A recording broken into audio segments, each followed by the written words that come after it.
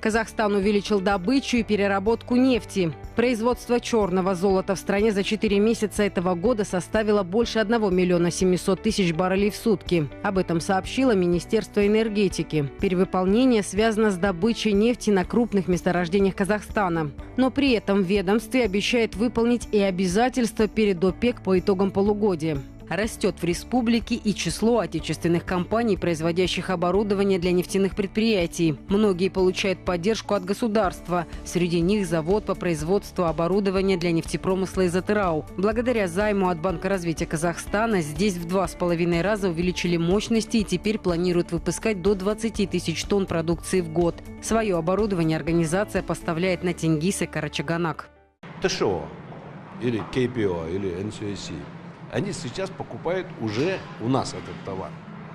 Абсолютно на таких же требованиях, как они, если купили бы в Европе.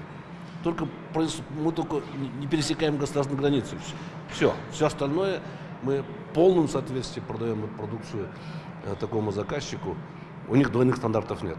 Вот такие же требования, если бы они купили, допустим, в Бельгии или Германии, мы абсолютно такого же качества продукции предлагаем.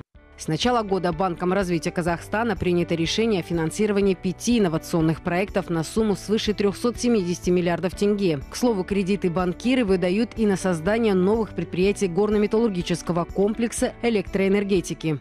На сегодняшний день мы финансируем модернизацию, участвуем в финансировании, правильнее будет сказать, модернизации 2 нефтеперерабатывающих заводов Павлодарского и Атырауского. Но у нас есть еще заявки подобного рода от предприятий обрабатывающей промышленности, которые работают в этой сфере. К слову, после завершения модернизации Павлодарский нефтехимический завод начнет выпускать авиационное топливо. Таким образом, силами 3 НПЗ потребность страны в авиакеросине покроется на 100%. К тому же будет увеличен выпуск высокооктановых бензинов почти на 300 тысяч тонн и улучшено качество дизельного топлива. Новые технологические комплексы расширят объемы переработки нефти с 5 до 6,5 миллионов тонн. Отметим, что после завершения модернизации завода производимые нефтепродукты будут полностью соответствовать техническому регламенту Таможенного союза. Модернизация всех 3 заводов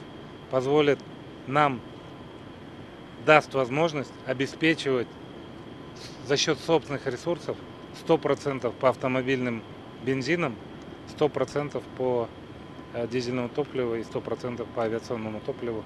Это самое главное.